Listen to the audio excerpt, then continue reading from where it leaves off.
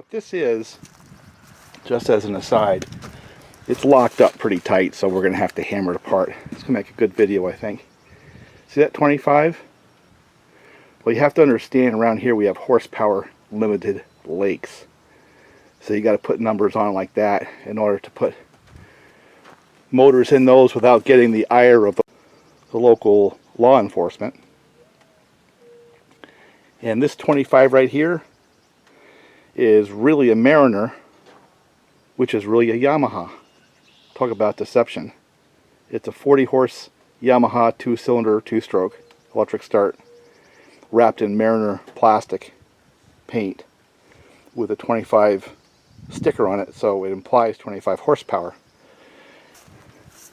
It goes down into those horsepower limited lakes even though it's a 40. But what was I talking about? Changed the oil on this thing here and changed the 3 blades out because I beat the crap out of those. The common denominator with all these projects are these tools. And my Makitas, I really enjoy them. I really do. They're probably the best of that style tool I've ever used. Both the drill and the impact driver.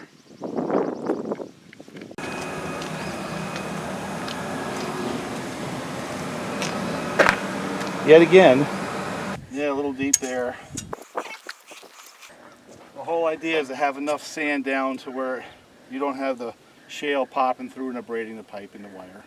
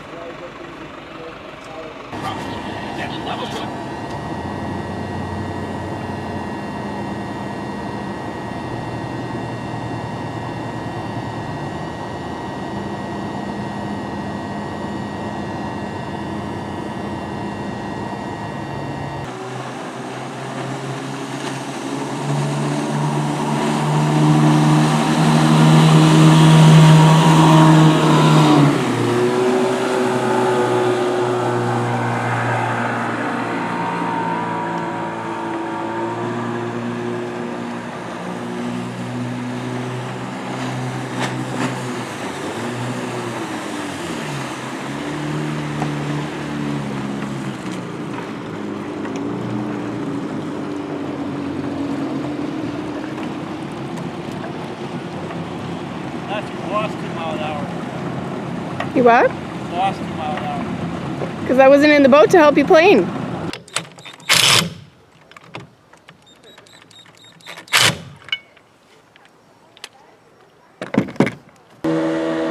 Now he's trying to see if he can get the miles per hour back that he lost. He lost a couple miles per hour on the last one. And it looks like it's running a whole lot better.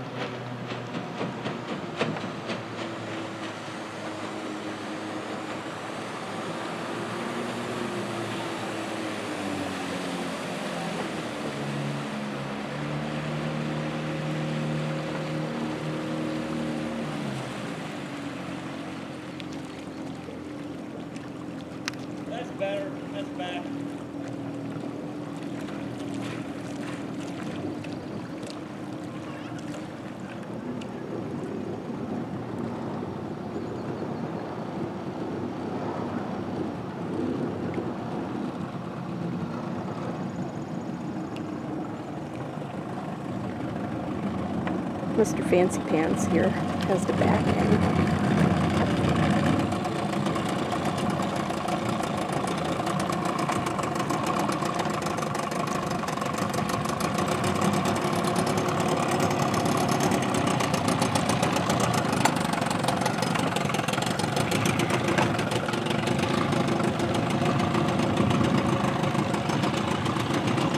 Want to hop in? Sure, now he wants to go for a ride. All right.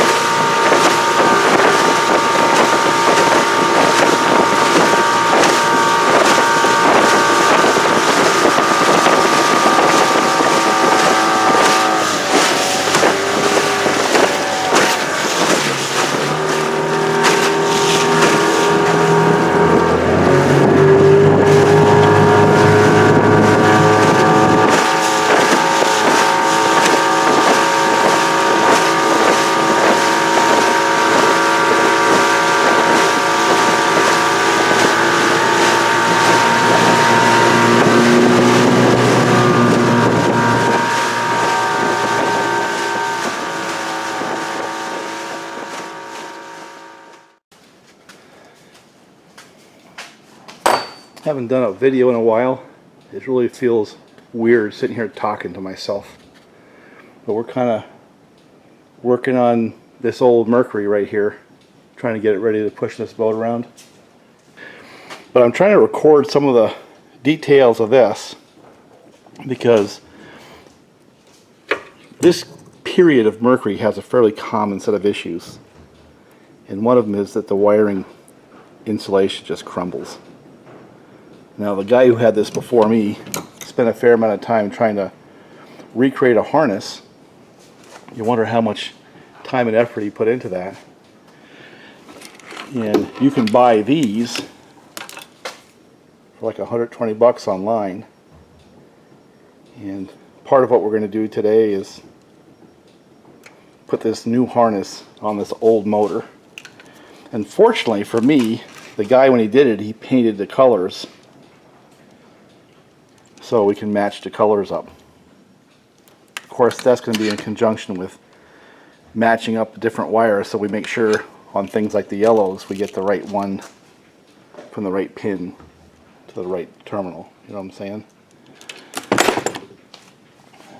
The reason why we're doing all this is I discovered how bad that was because the fuel line that goes from here, that fuel fitting, to this first hole in this fuel pump, that was cracked. It was no good. And then the fuel pump, obviously the diaphragms and the internals probably should be replaced. They don't need to.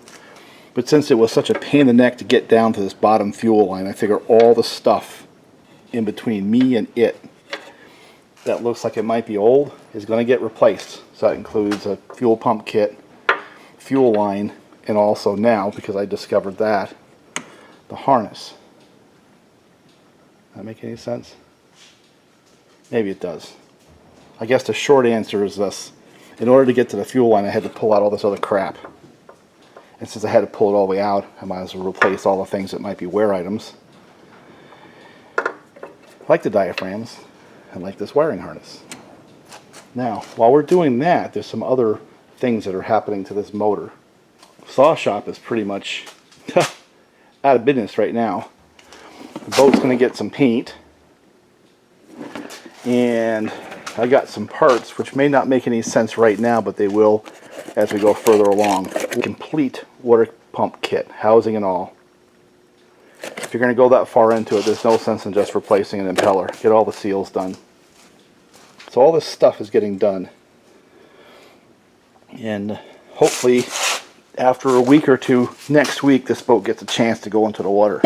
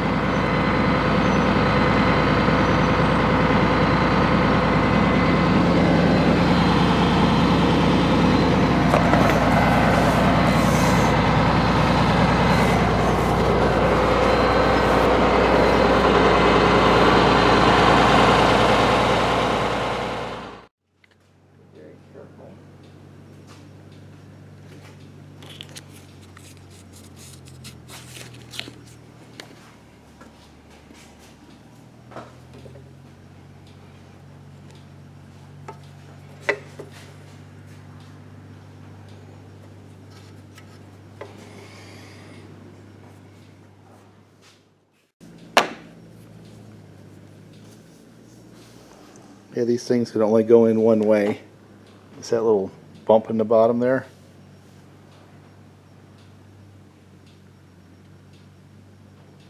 That one goes out, the other one goes in.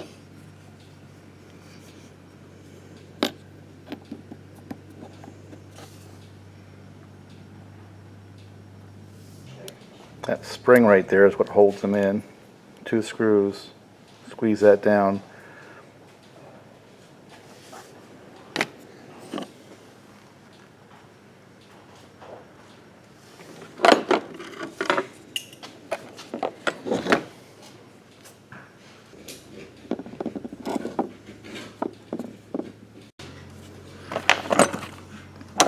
And the gasket's only going one way. Same with the diaphragm, because the holes are asymmetric. There's less distance between these two than these two. Only going one way. It makes things easier. So basically, both these fuel pumps have got that valve kit put in there with those 2 little button valves there, check valves. And a new fuel line from the fuel fitting down there up to here, and that's a gland nut with a compression fitting. This one looked pretty good, so I left it alone, and I used 1184 as a thread sealer.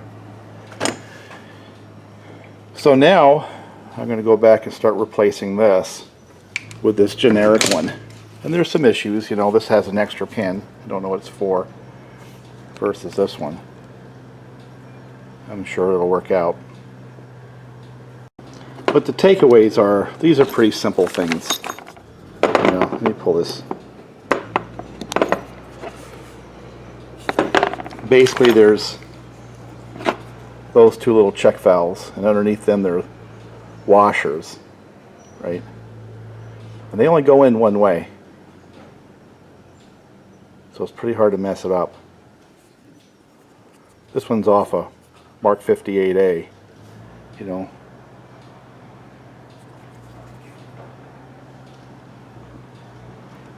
I don't know if it has the same part number. I suspect it has. But there's a couple of different iterations of these pumps.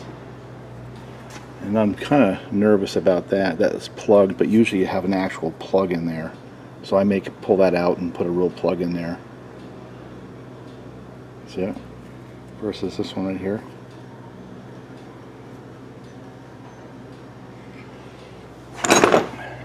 Working our way through a little at a time.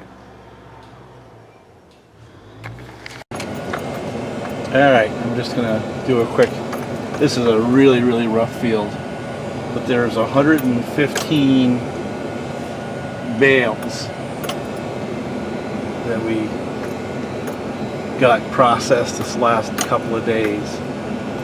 I really haven't run the video camera much. I've got the phone to cover that. Got a guy coming who's pretty much bought all of it, so he's going to come and get loaded up.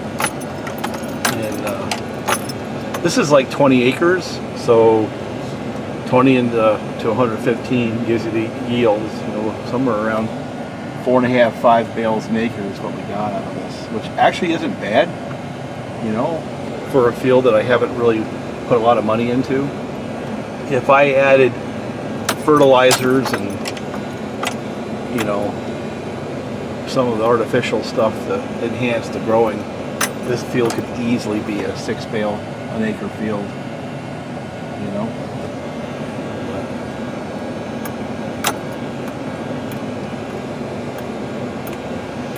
Now there was a chunk of metal I want to just take a quick look at. You can see where the farm is across the road. 90 degrees out too, it's like really hot.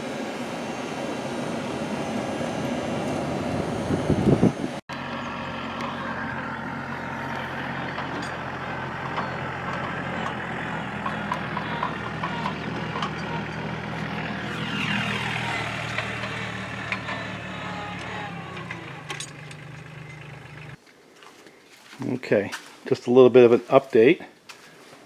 It's not a perfect boat. It's got a few soft spots, but I think the point is that it floats. The transom appears to be pretty solid. And we got this 125 horse inline 6 Merc that we've already gone through and put fuel pump kits in and a couple of new fuel lines. And I'm going to put this universal wiring harness on it, and that's presenting a whole new set of problems. You know, I spent more money getting this thing registered than just about anything so far, because the county decided to give me a rip and made me pay what they thought the value of the boat was, which was $3,000 for a $600 boat. Yeah, that's why we're going to put this freaking thing in the water. And so a couple of things that I'm doing, I probably should have put it on video, is whoever had the motor before had kind of cobbed in new wires, because typical of this era motor, the insulation of the wires just crumbles. So they had cut the plug and grafted primary wire to all the different locations. So what I did is I took a multimeter and went to each one of the different pins and then figured out from pin to what location the wire goes. So rather than try to go by color code, of which there is one color, you've got the color coding on the regulator, rectifier, and the switch box. What I did is I went with the multimeter from the different pins to the different locations to figure out how to make this universal do pretty much the same thing. And here's sort of a picture of what I ended up with. This top one right here is battery power, but it also is connected to this red wire, this longer red wire. So that one pin is connected to both of these, right?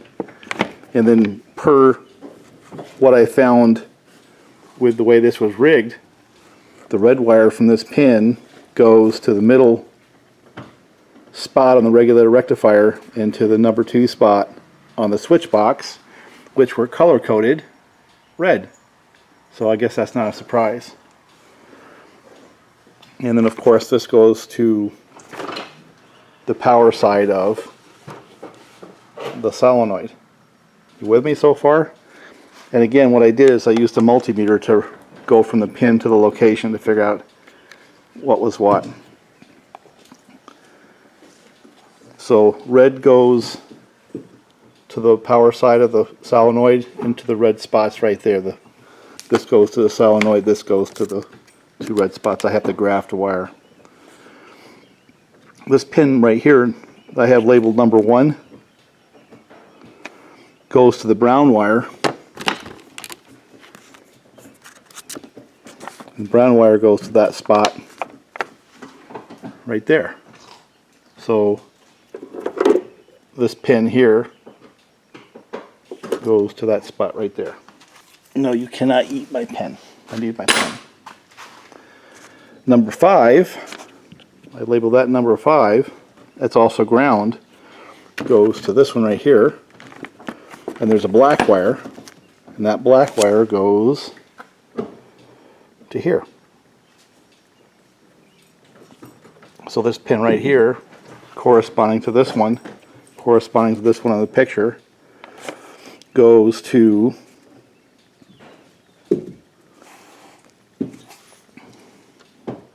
the ground side of the solenoid, and of course it goes grounding to the whole motor.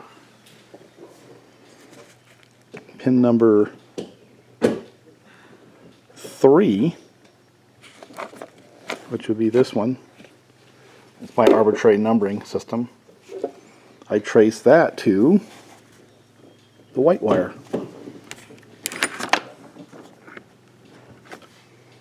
And that goes to there. Only there. Pin number 4, which corresponds to, on this set right here, this yellow wire. By the way, that's the ground that goes to one side of the solenoid, and the yellow goes to the power side. Basically, when you key the switch, when you turn the key up there, it powers up this right here, and that powers up right there, which snaps that solenoid, which sets things in motion for the starter motor and everything else. So that's black, that's yellow, that goes to, black goes to this pin, and then yellow goes to this pin right there. Okay. This pin out here on the end, or that one on this plug, goes to your choke. So let me just verify it. Going by my own drawing, pin 1 should go to right there, and it does. Ground should go to here, obviously, and here. Oh, actually here. So ground goes to that and to the other side of the solenoid. That would be the black wire. Power goes obviously here, but also to the red ones. Okay. Choke goes to this one. So pretty much know where everything goes now. Now the problem I have is the universal plug itself has a different shape than the original. The original is designed to have a clip hold it in place. This slides down and pretty much traps the plug, right? Well, this is not going to work with the universal because it has a different shape. And the bracket they sent with the universal is supposed to come in behind it and hold it. It does like this. There's 2 pins right there, you can see. Well, that bracket will interfere with the fuel pump, so that's not going to work. And I've got another motor over here where somebody had already gone through all that effort.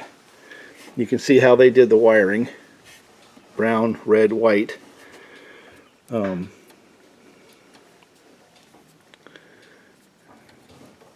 Yellow. So everything's pretty much as I said before, but if you look down here where the plug is, what they did was they ran screws through the side cover. They drilled and tapped screws, and they put like a little bracket behind it to squeeze it into place. So what I'm going to end up having to do is do the same thing, is punch a couple holes here and come up with some straps or a bracket behind to squeeze this into its location so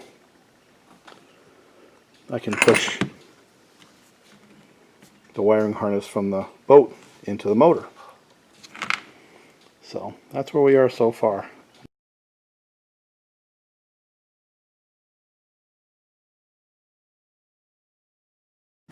Okay, this is going to be the first attempt to test fire that. I pumped it up, and there is a little bit of a gas leak out of this line right here. So that has to get replaced, which I knew. I'm going to hook the battery up and see if we can get this thing to go. See if I can get it to fire and then get it to shut off. That's really it.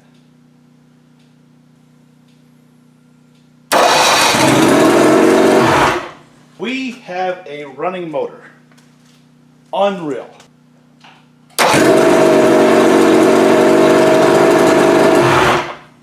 So it's a runner.